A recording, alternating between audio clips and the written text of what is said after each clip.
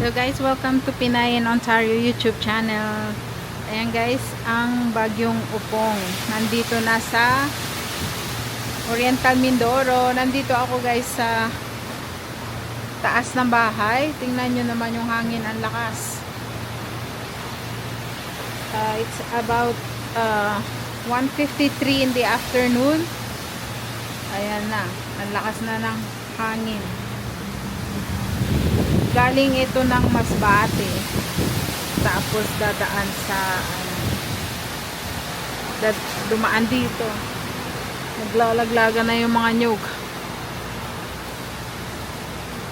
Lakas talaga, oh, lakas ng hangin. Maabot daw itong hangin mamaya ng mga 100 kilometers per hour. Yung punong kahoy, oh. Natakot ako sa baka mabaksakan yung motor namin.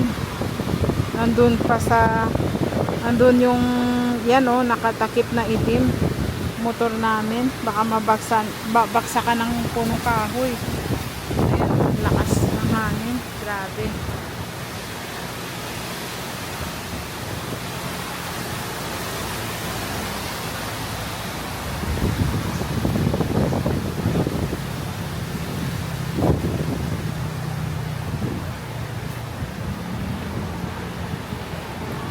This is ano na, typhoon season na talaga. Starting yun, September, October, November. Ayan, typhoon season talaga. Tingnan nyo yung kahoy, oh. Oh.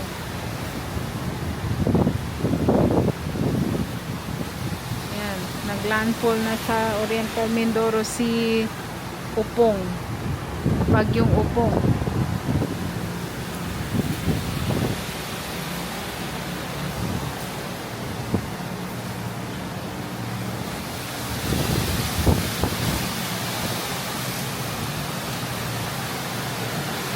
Nakakatakot yung punong kahoy.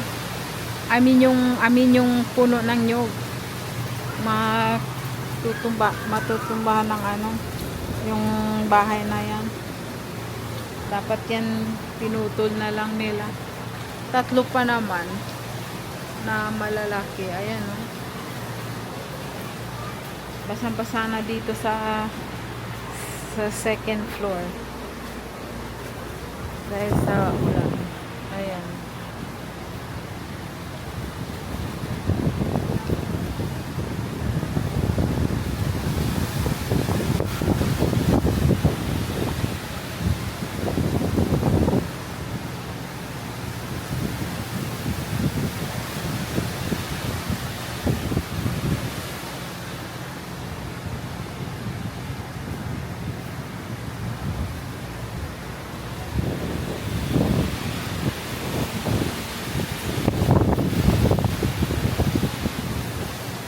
Ayan lang guys. So ko lang pakita sa inyo yung sitwasyon dito sa Oriental Mindoro dahil kay bagyong Upong.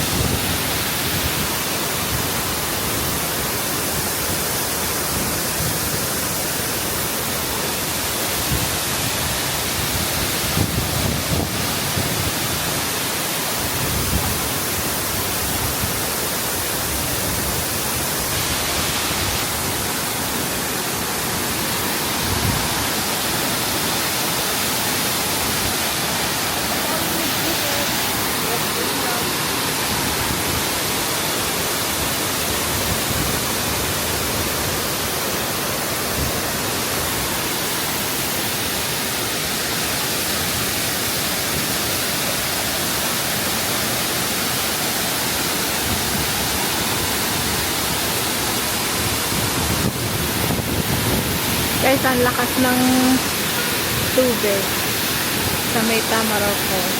Tingnan niyo.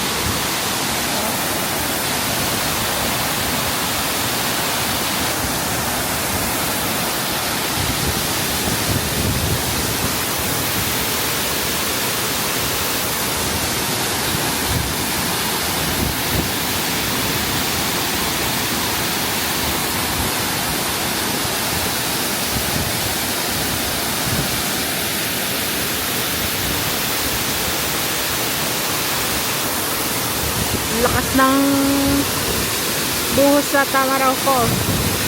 Nagkakaroon siya ng mist sa sobrang lakas. Ayan, tingnan nyo naman. Walang kuryente hanggang ngayon. Kahapon pa nawala ng kuryente. Ayan, tingnan nyo. Naglilinis sila sa daan. Yung mga worker. Ayan.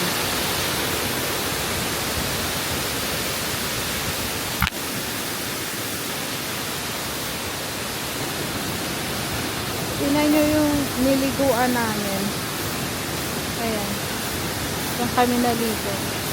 Dun sa baba.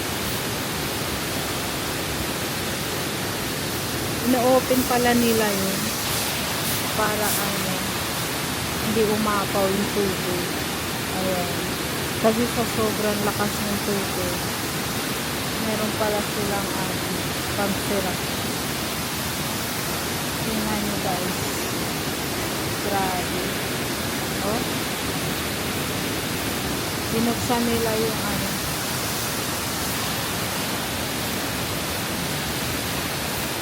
binuksan nila. Ganun pala yan. Tingnan nyo. Oh. Walang tubig.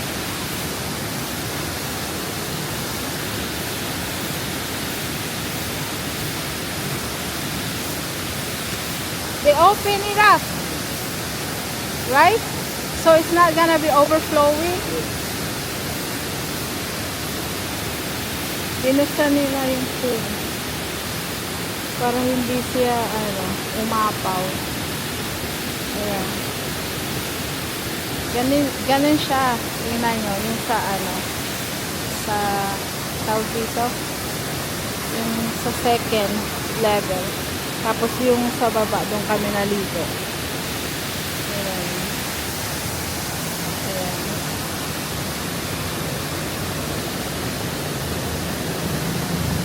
Yan, walang tubig. Kasi sobrang lakas ng agos ng